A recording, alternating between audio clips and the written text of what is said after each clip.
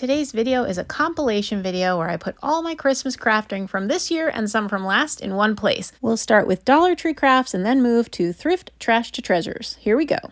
In the first set of projects, I'm showing you Dollar Tree houses 3 ways for Christmas. For the first house, I'm making a dupe of this little house that I saw out at a store for $19.99.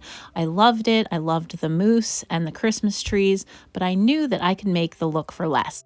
I'm using this medium-sized Dollar Tree house, 2 bottle brush trees from my stash, as well as this little reindeer ornament that I found at Michael's. I couldn't find a moose, but I thought this was pretty close. I'm also using this napkin that I picked up at the Goodwill outlet bins from a pack of napkins that I found. What a timely find. So the first thing that I did was to take my chalk paint and do a nice coating over the background paper. I actually wound up doing 2 coats, and at first I didn't think I was going to paint the wood, but it wound up being like really challenging to keep the wood from getting painted, so I did wind up just painting the wood on the inside as well. And then for the outside of the wood, I took a little bit of water and a little bit of paint. I think the color is espresso. And I created this watery mix to use as kind of like a stain. So you can see here, I just brush it on and then I kind of let it sit for a minute just so it soaks in, and then I wipe it off. And I continued doing that on the whole outside of the house as well as on the little top edges.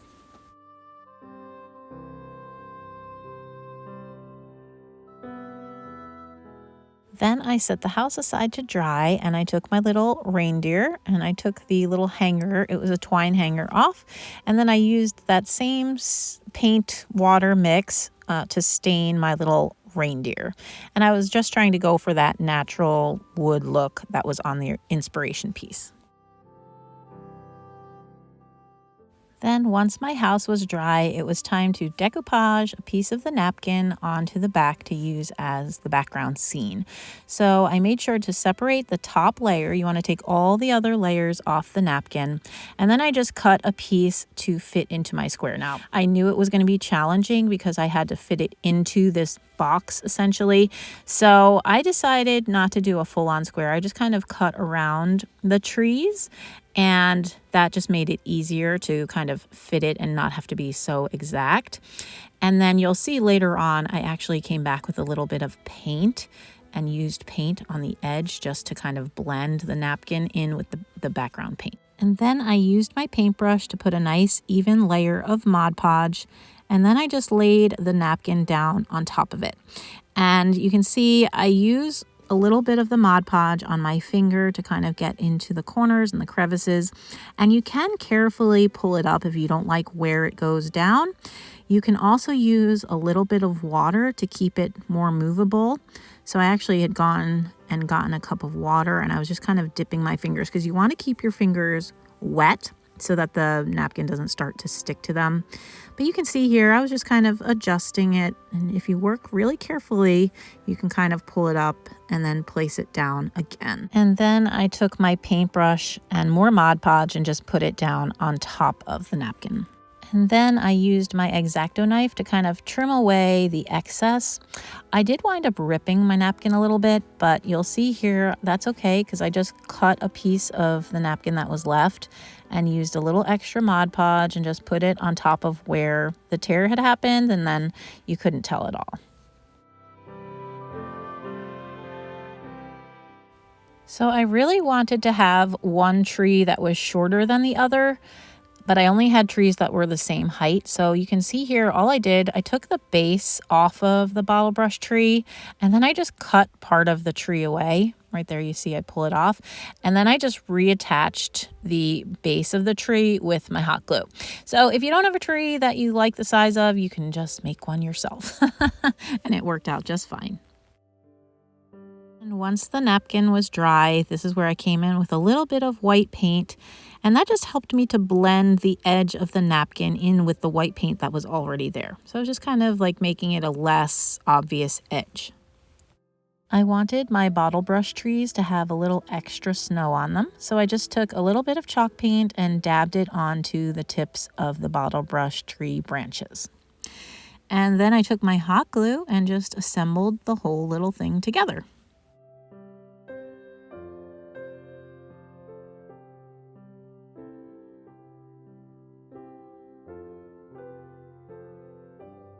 I just wanted to add a little ribbon to the top, give it a little pop of red. So this is some Dollar Tree ribbon. I think I got this year. They've also had it in previous years. And I just tied a simple bow and glued it to the top of the house. And here's what house number 1 looked like all finished. I estimate the cost to make my version is about $4.50 depending on what you have in your stash. For house number 2, I'm using this slightly taller Dollar Tree house.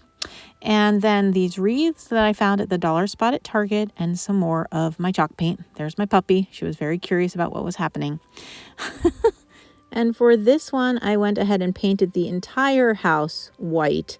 I think I wound up giving it 2 coats of chalk paint, and I did paint the back on this one. I then decided to use some Dollar Tree letters that I had in my stash and some paper that I also had in my stash. You can get that paper at Michael's. It looks like boards. I love it. It's good paper to keep in your stash, especially if you like farmhouse decor. So I pulled out one of the wreaths and then I found letters to spell the word home. I wanted to have a pop of red. Obviously, you could paint these black if you prefer, but I really wanted this to be a pop of red in my decor. So I painted my letters red. And once the letters were all painted, I used my carpenter square to measure out the inside of the house. And then I cut a piece of paper to fit the inside measurements. And I put a nice thin coat of Mod Podge on the inside of my little house, and I just laid my paper down. I did not put Mod Podge on top of the paper for 2 reasons. The paper's kind of thin, and sometimes when you Mod Podge on top of paper, it gets too wet and then it can kind of peel away. So I didn't want that to happen, but I also liked the flatness of the paper. So it was just a personal choice. It's just how I decided to do it. So that's what it looked like. And then I went ahead and I just laid down my letters, figured out, I started with the ends. You always want to start with the ends and then space the center pieces in between so that everything gets spaced properly. And then I used my Titebond glue and I went ahead and glued my letters down. I did use hot glue on the wreath. Then, similar to house number 1, I wanted to put a little bow at the peak of the roof. This is also a Dollar Tree ribbon. I can't remember if I got it this year or last, but it has little red trucks on it. Super cute. So I did another simple bow. I just do like a shoelace bow. I don't know how else to describe it. And I used my hot glue to attach that to the little house. Here it is on my mantle again. Don't worry, they won't all be on my mantle. I plan to spread them around my house, but this is just a nice place to display them to show to you. I approximate the cost of this house to be about $3.50, give or take, depending again on what you have in your stash. And for house number 3, I'm using the tallest of the houses, and I'm going to turn this into a nativity scene of sorts. I'm using some Spanish moss and some of the Jenga blocks, and then some wooden beads in different sizes from my stash. I also pulled some twine from my stash and some Dollar Tree burlap ribbon in a few different colors, and then paint. So here I'm just trimming down one of the Jenga blocks. Of course, you got to do this very carefully. It's going to be the baby Jesus, so I needed it to be shorter than Mary and Joseph. And then I went ahead and used the same chalk paint and again did 2 coats of white chalk paint. And this one I did like the first house where I just painted the inside of the box. And then I used some of that paint as well to dry brush. So just a little coating of paint, not a full coating. You can still kind of see the wood grain onto one of the Jenga blocks. This is going to be Mary. And because the beads have holes in the tops of them, I didn't want Mary and Joseph and Jesus to have holes in the tops of their heads. So I covered the tops of the beads with some of the burlap ribbon. So I have Mary's head, you'll see later, gets covered with that greenish burlap, and Joseph gets like a shepherd's covering on his head. So here I'm just using some of my brown paint and I'm doing a dry brush technique again on the body of Joseph. And then I glued Joseph's head on as well. I used hot glue to attach all of the wooden pieces together. Hot glue works really well for this application. And then I used the burlap ribbon as the head covering for Mary and used hot glue to attach that to her body. Got to be real careful. I did burn myself. I wound up taking out my little pink finger cover thing, but not soon enough. So here I'm just making Joseph's little shepherd covering. Again, using hot glue, super hot, be careful. There's my pink finger thing. And I used a little piece of twine. I did not cover Jesus's head.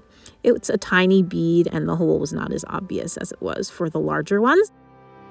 Then I took my twine and I just tied them together. This is supposed to kind of look like their arms. So you want it to kind of be at a height where it looks like they're holding the baby Jesus. So I was just kind of playing around with it to get it to the right position. And then I just tied a little bow and there's my little family. Oh my goodness, I think it's so cute.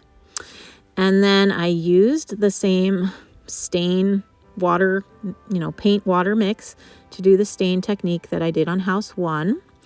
And I used my Titebond glue to glue the Spanish moss to the top of the roof. And then I did actually use some hot glue on the edges. So the Titebond glue is good for the broad areas, but then to really attach the edges, I used some hot glue and then I just cut away the excess just to make it look nice and neat for the top of my barn. And prior to filming, I had printed out on my computer "For unto us a child is born," and I just cut that to fit inside my house. And then I used Mod Podge to glue it in. Now, if I could go back, I might use glue stick instead because the paper did get a little bit wavy on the bottom for some reason. So I don't know, just it doesn't really show up because once you glue in the Holy Family, it doesn't show up at all. So anyway, here's my little family, my nativity scene. I think this turned out so cute. I'm not sure where this one will go, but I absolutely love it. And I estimate the cost of this one to be also about $4, depending on if you have the Jenga blocks and some beads that you can use. So these are my 3 Christmas Dollar Tree house projects. I will be making more for Valentine's Day. In my next project, I'm making a Christmas countdown using some other Dollar Tree products. First, I needed one of these little elf happy holiday signs, a plush stuffed elf, and then 2 of the wooden drawers. I'm only going to be using the actual drawers, not the boxes that they came in, and then 2 wooden blocks. And you can see the blocks fit really nicely inside the drawers. The first thing I did was to take a little square of sandpaper. I just tear off a little piece and I sanded off the glitter from the Happy Holidays. I'm going to be painting over this part of the elf, so I wanted it to be nice and smooth. And then I went ahead and painted the elf body or the sign or whatever you want to call it with red chalk paint. Now, full disclosure, I actually wound up going over the red with green later on, and you'll see in the final product, the elf body is actually green, but it had a base coat of chalk paint underneath, and that allowed me to use my green acrylic paint really easily to go over the red. I just liked the way the green looked better. And then I used the same chalk paint and I gave 2 coats of paint to the little wooden drawers. And while my drawers and elf were drying, I used my Rust-Oleum linen white paint to give 2 coats to my blocks. And then I set all my wooden pieces aside and I grabbed my plush elf and I cut off the arms and legs, which sounds terrible, but that's what I did. The idea here is that I wanted it to look like my little wooden elf had arms and legs and that he was holding the little drawers because that's going to be my little Christmas countdown. So I was careful here not to completely just cut the arms off. I wanted to make sure that I was going to have enough material to make the arms as long as they needed to be. I wound up actually cutting a lot of that extra material from the body off. The arms themselves were long enough, but I just wanted to make sure because I only had 1 elf to work with and I didn't want to mess up. And I did the same thing for the legs. I just left a little extra material until I knew.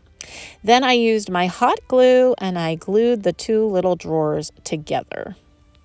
And you can still see the heart cutouts here, but that's not going to matter because the blocks will cover that.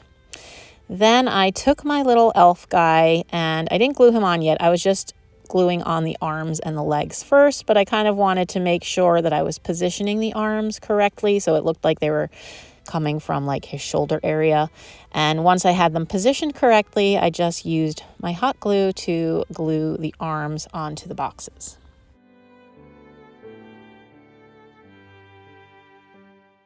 And I used a little extra glue to glue the fingers to the front so that it would really look like the elf was holding the boxes.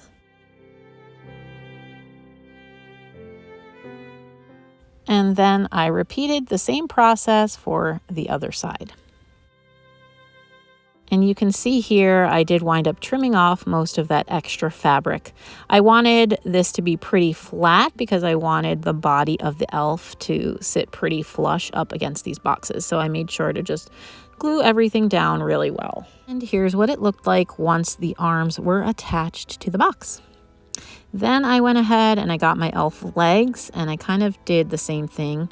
At first I kept the legs together, and then I realized I really wanted them separate because it just looked more realistic, like the boxes were sitting on his lap. So I cut the legs apart and I kind of glued one to each of the boxes. And don't do what I did. At first I wound up gluing them to the table. You have to flip them over and glue them to the bottom of the box when the bottom is facing up. Otherwise, you glue your legs to the table, and that's not good.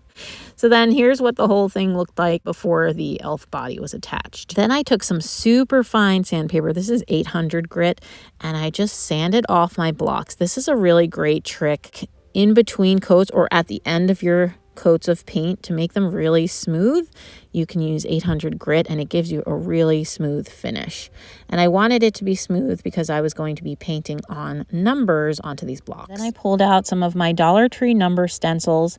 It was important to find a font where the 6 could be flipped over and also used as a 9 because that is the key to making the right blocks. So I went ahead and used it just as a classic stencil. I used a pencil and just traced the numbers onto each of the blocks.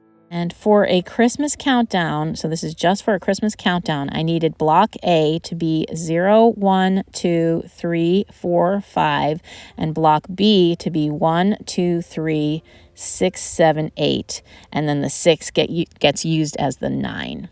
So that was important for me to keep straight. Then I used my Arteza acrylic marker in black. I'll link that in my description box.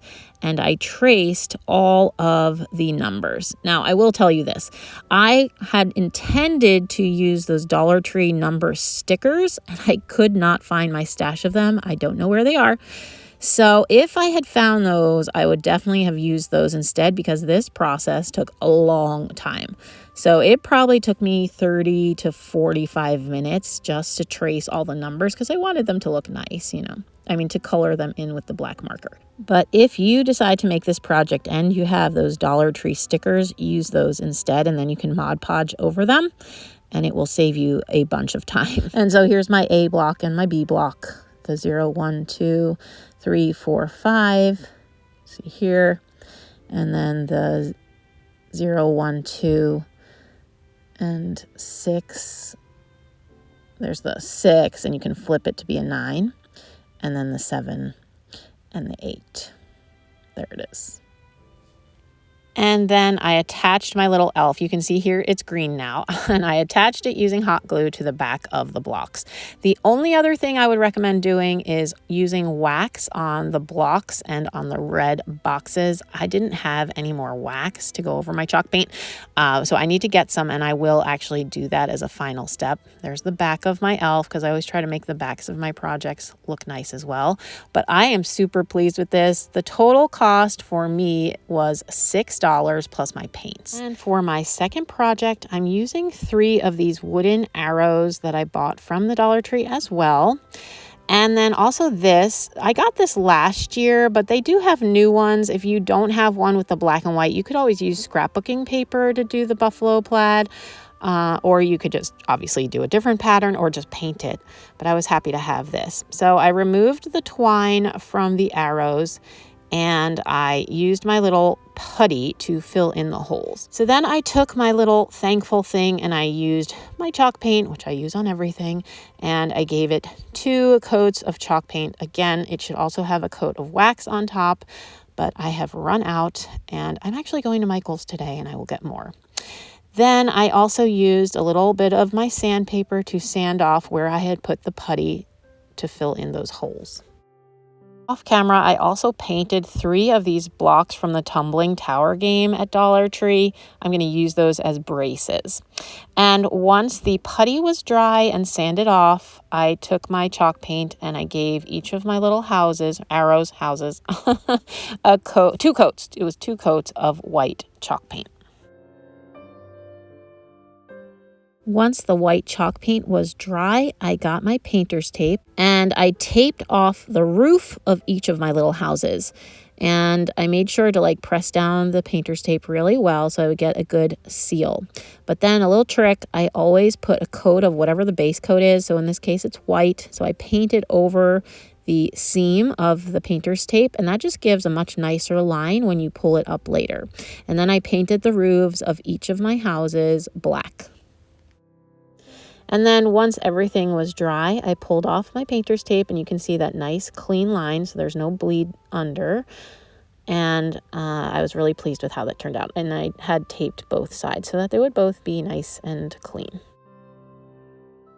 And then I wanted to write joy to the world. So joy would be on one, to the would be on the middle, and world would be on the third one.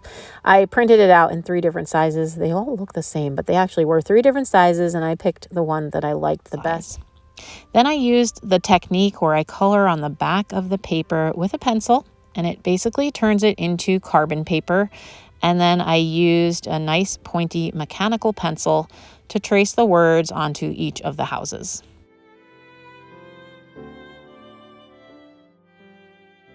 Then I used my Arteza acrylic marker again. This time I turned the point around and I used the fine point and I traced my words. And then I took my little blocks from the Tumbling Tower game and I glued them to the backs of the houses. And those are just going to help the houses to stand up on my little base. And it also gave me just more of a surface to glue. I used my carpenter square to mark the center of the base. And then I started by gluing to the in the center, just so I could kind of center everything off of that one. And then I glued joy, and then I glued world.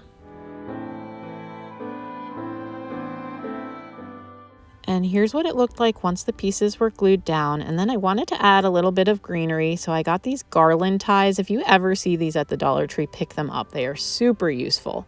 So I just snipped off a little piece of one of the garland ties and I formed it into a little wreath.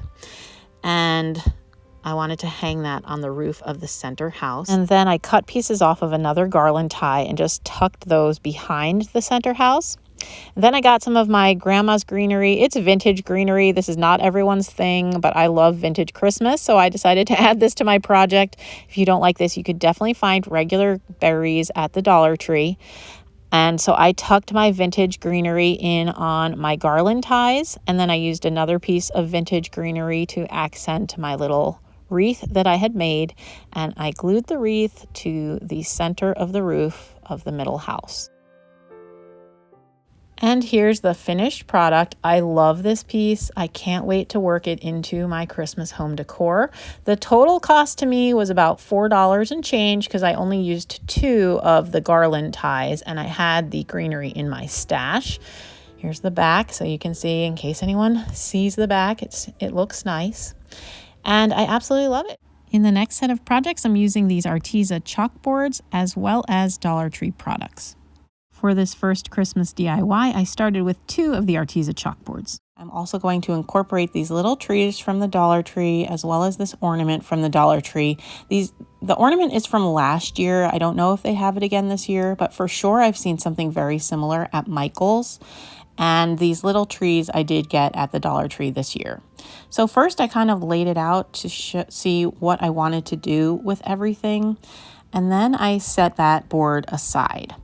And then I got the other board and I actually removed the sawtooth hangers. Then I went ahead and cut one end of the twine and I got a piece of Scotch tape and I wrapped that around the twine.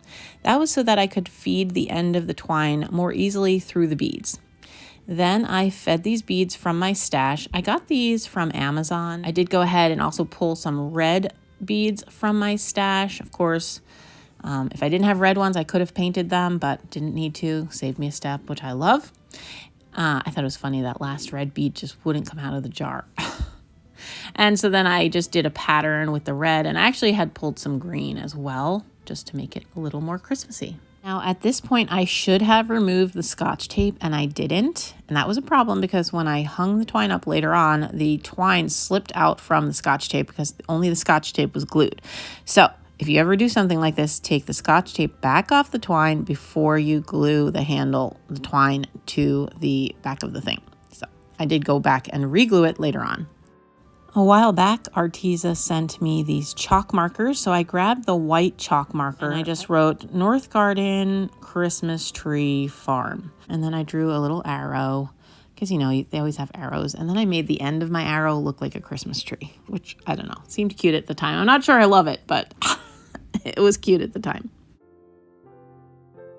And whenever I'm hand lettering, it's a very not exact science. So I did go back and add that little swoop to the end of the word tree. It's all about how it looks and how you feel when you look at it. Like if you like the way it looks, great, you're golden. Then I got the other sign again and I just glued my little trees down. I started with the one in the center and then worked my way out. Then once I got all my little mini trees down, I decided I wanted to hang the Christmas tree ornament. I didn't want to glue it. That's just, I can kind of change it up. If I don't want to use this for Christmas trees after the holiday, I can always like put a snowflake there or something. So anyway, I decided I would just hang it, and I wanted to use a little vintage push pin. So not everyone has a vintage push pin. So you could just use a regular push pin, but that's what I decided to do. And this time I did actually use my carpenter square to get the center correct. So I did a better job this time. And then I cut the twine hanger off because I wasn't going to be using that. Then I lined up my two signs and I cut some of this ribbon. I just cut two lengths that were similar, you know, basically the same length. And then the important part of this is to get the ribbon to hang straight, but because it has these, you know, this grid, this plaid, I just used the straight lines of the plaid.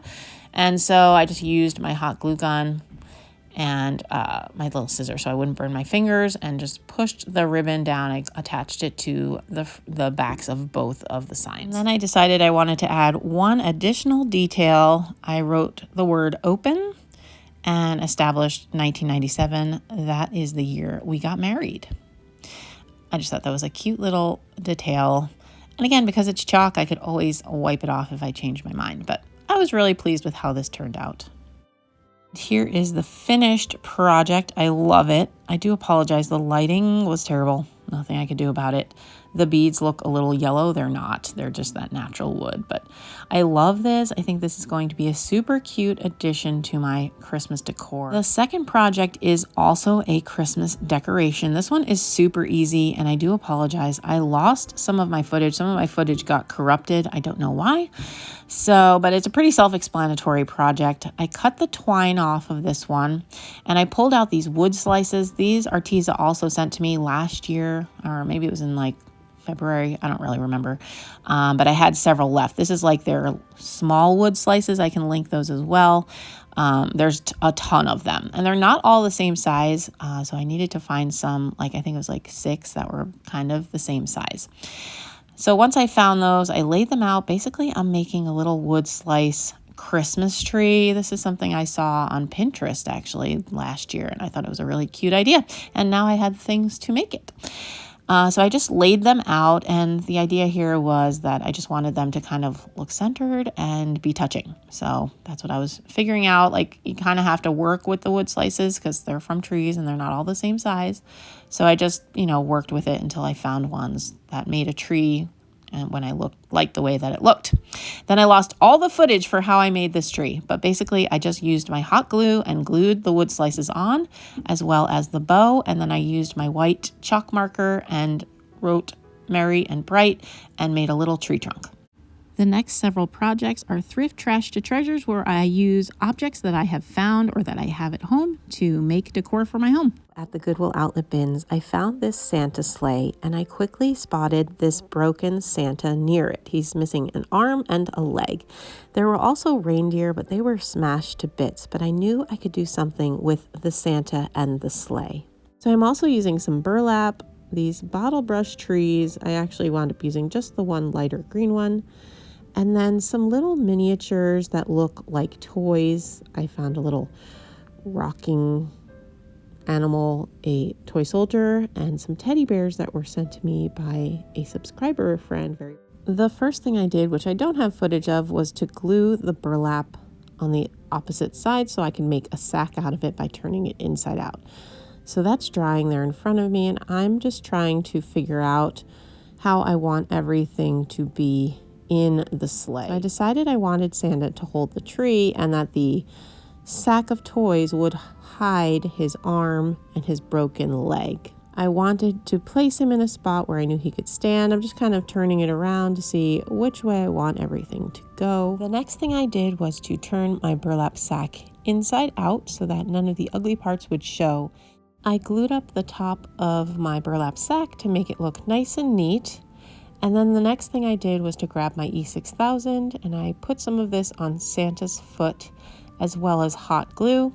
And yes, I'm inside wearing my winter coat because it has been so cold. That's the only way that I can stay warm. No, we don't keep our thermostat down, but it's just so cold. So I went ahead and put Santa in the sleigh, but I quickly realized that one leg was not going to do it. That was not giving him a sturdy enough base. So I decided he needed to have a second leg. So I went ahead and grabbed some chopsticks. I love chopsticks. You should definitely keep them in your house. If you order Chinese food and you have extras, don't throw them out. So I took my chopstick and I stuck it all the way up into the body of the figurine, and I measured where it needed to be so that he could stand on it like a wooden leg.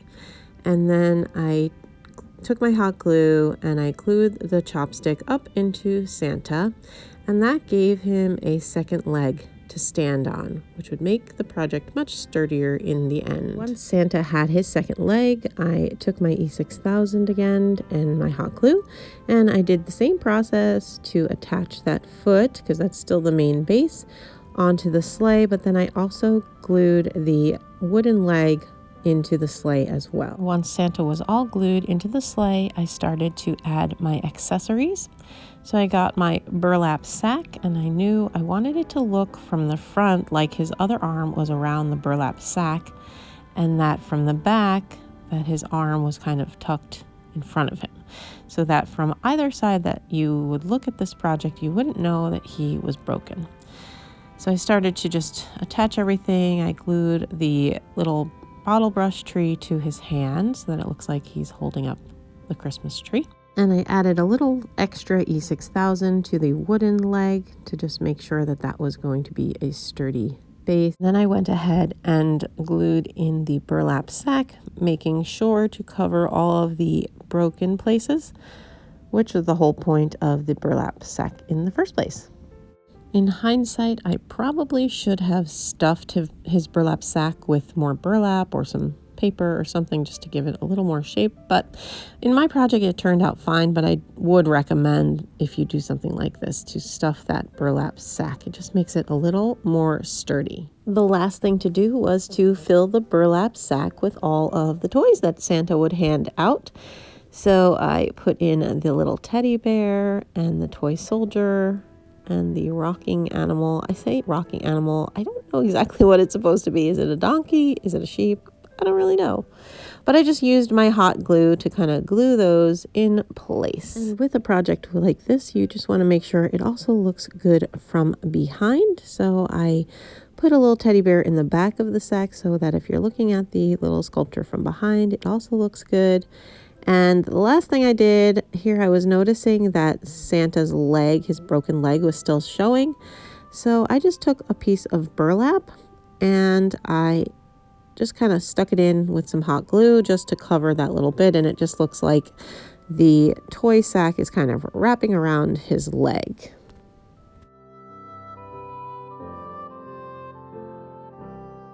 And finally, pleased with how it looked, I called this one done. So here's my finished project. I really love how this turned out, and you can see from the back it doesn't look broken, and from the front it doesn't look broken. So I don't expect that you'll be able to make this exact project, but I did want to encourage you to look at your broken things that you either find that are broken or that you break, and think about them in a new way, and think about how you might be able to reuse them to create something new and beautiful for your home. This next project is another look for less. I wanted to try to recreate one of these antique milk bottles that I saw on the Michaels website. Michaels had them 3 bottles for $29.99, but I knew I could make the look for less. I started with this carafe. I've had it in my thrifted stash for a while, always intending to make something with it, but never getting around to it. And so I gave that 2 coats of white chalk paint. Here's what it looked like after 2 coats. And then I used my sandpaper just to take a little bit of the paint off of some of the parts, just to give it a little bit of a distressing and to just smooth out any places on the paint that didn't look the way I wanted them to. Then I used a hair tie to try to make a circle. That didn't work very well, so I actually wound up just kind of eyeballing it, but this was sort of a guideline. I'm sure there's a better way to make a circle on a bottle, but I don't know what it is.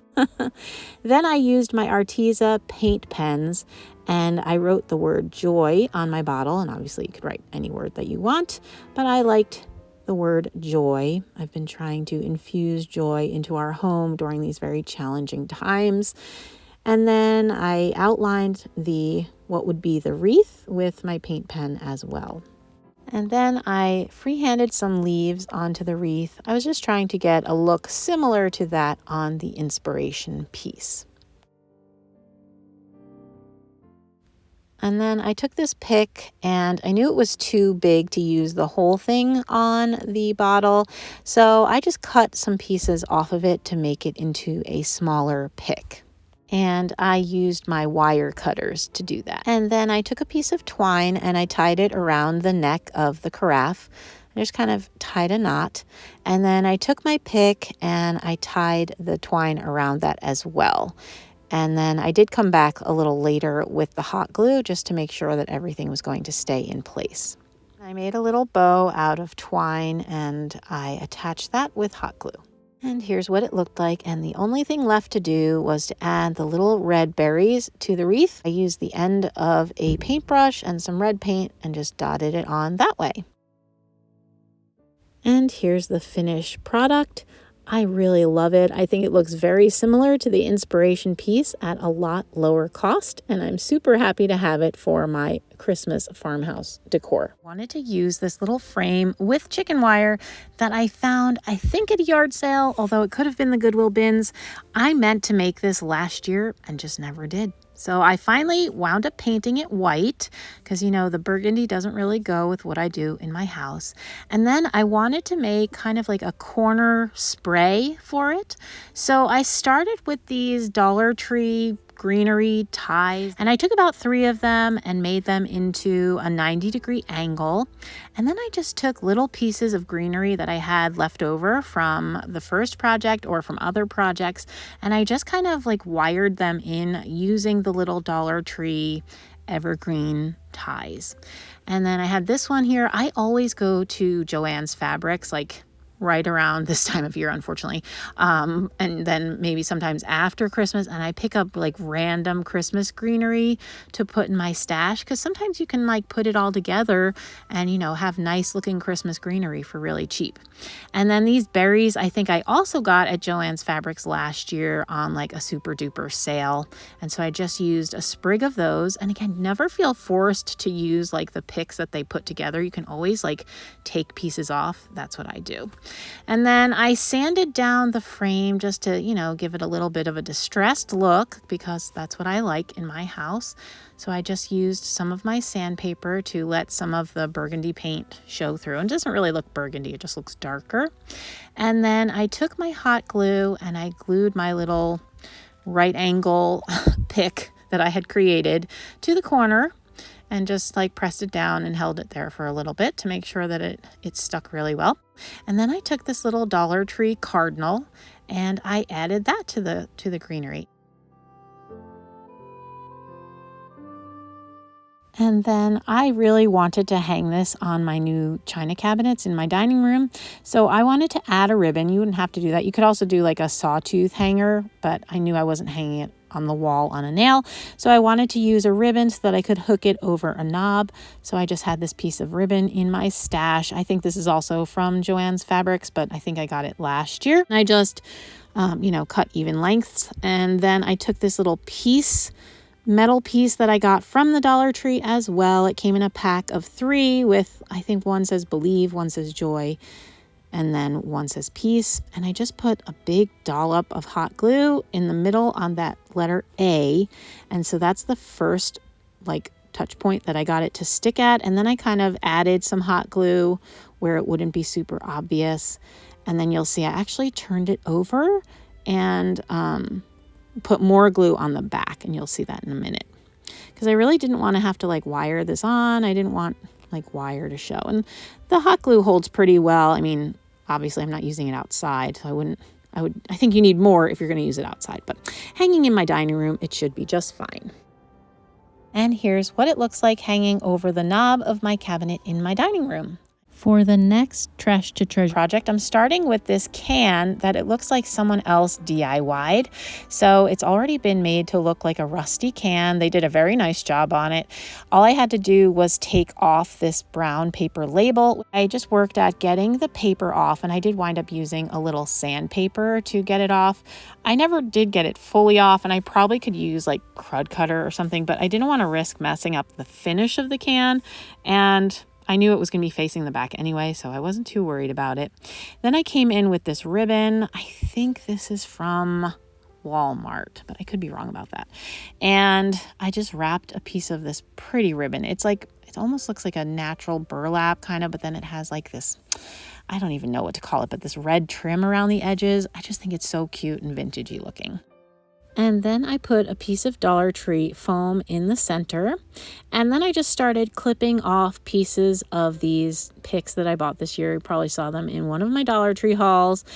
They come with cotton and pine cones, but in my opinion, the best way to work with Dollar Tree picks is to not use them the way that they assemble them. You have to cut the little pieces off, or it just looks a lot cheaper. You can just make it look a lot more high end if you use your wire clippers and just arrange the pieces separately.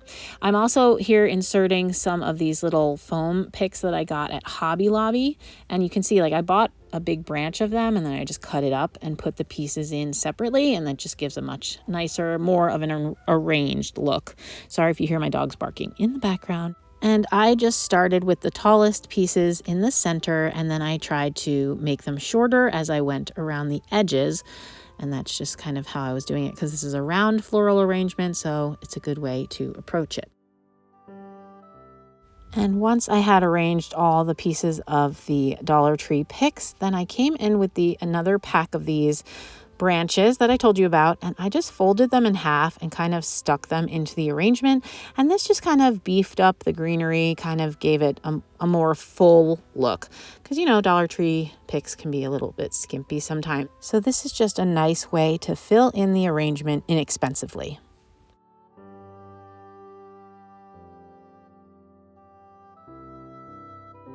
And once I had all the greenery arranged, I came in with another piece of the ribbon, and I just tied a simple shoelace bow, I like to call it, and then I snipped off the ends to make them look nice, and I glued that to the front.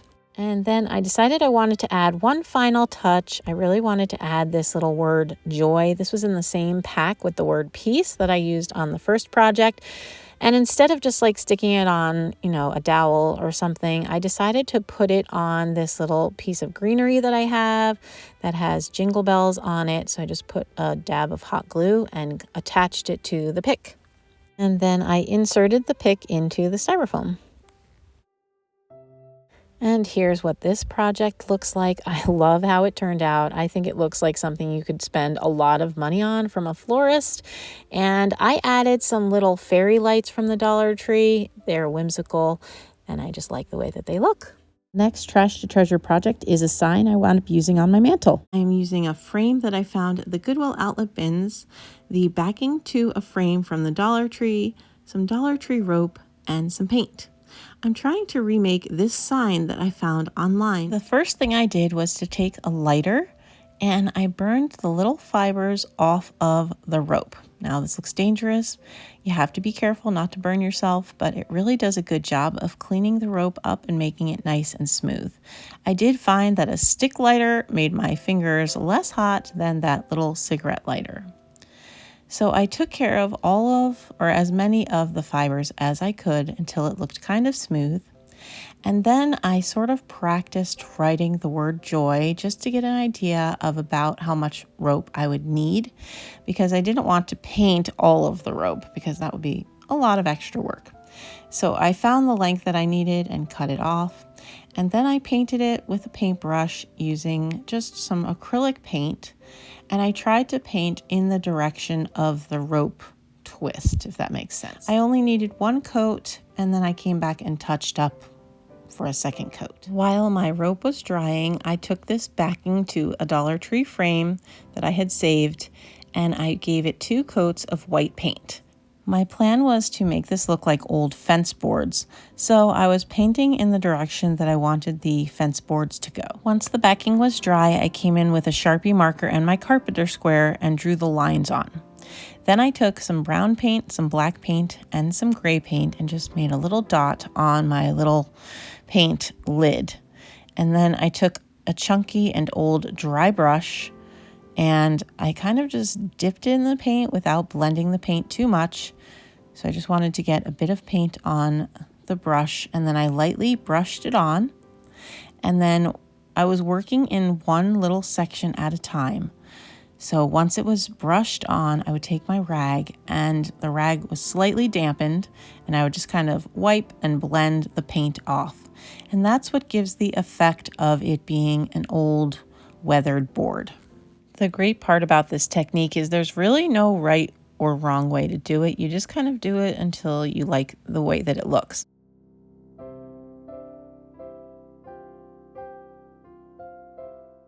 And here's what mine looked like when I was all done. And I knew that my frame was kind of yellowish in hue, which I didn't like. You can see here the comparison. So I took my chunky brush, another chunky brush, and I used white paint this time, and I just dry brushed onto the frame. Then I sketched the word joy onto my project, approximately where I wanted it to go. And then I tried to follow that sketch approximately with my black rope. I did not use a continuous strand of glue, but instead I used dots of glue because I wanted to make sure that a ton of glue didn't show from underneath the rope. Once it was glued down, I used my pencil to erase any stray pencil marks that had been left behind. And then I also used hot glue to put my little sign back into my frame. And here's what my sign looks like all finished. I love it. I have it displayed as part of my fireplace mantle display this year, and I think it looks great. For the next project, I painted this metal tree as well as this little barrel white and made more decor for my family room. I lost the footage of me painting the tree, but here's what it looked like after 2 coats of white chalk paint. And then I came in with some heavier grit sandpaper, and I just wanted to rough up the white paint. So I just sanded the edges, and in the center there's these little cutout swirly places, so that was a good place to get some paint off, just to give it that rustic look. And then I attached the tree to the wooden base using hot glue. The reason I used hot glue is I wanted to be able to take it off if I decide to use this cute little bucket for a project in spring. I wasn't ready to fully commit not being able to use it for anything else because I really like it. So hot glue provides a strong but not so permanent hold. Then once it was glued, I took this ribbon that I found at the Dollar Tree. It's red and black buffalo check with snowflakes. And I just kind of tied a little knot and glued that to the top of the tree.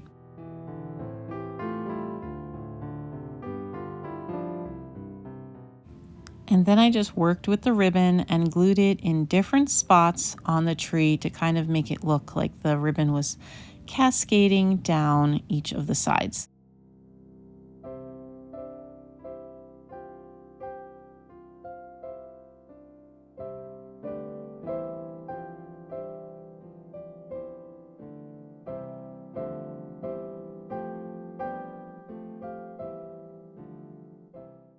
And I did this on each side. And then I made a little bow and I glued that to the top.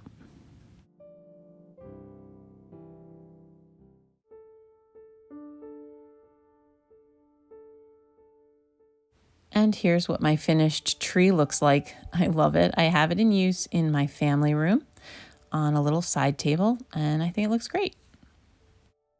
So here's a nice, easy one. I found this hanging basket with an old floral arrangement in it at, I think it was at a yard sale. And so all I did was take that old floral arrangement out, and then I took some pieces of an old garland and kind of wired them together, because at this point I have run out of Christmas picks. I don't know about you, but pretty much all my decor is out. And so I was kind of using what I had, but I liked the way that this looked. And then I took this old rolling pin that I also had in my stash. It's missing a handle. I found this at the Goodwill outlet bins as well. And all I did was just tuck that into there. And then I took this one little floral pick that I have. It's a bird with a pine cone and it's bird feathers falling out, but that's okay. And I just clipped that to the little greenery that I had stuck in there.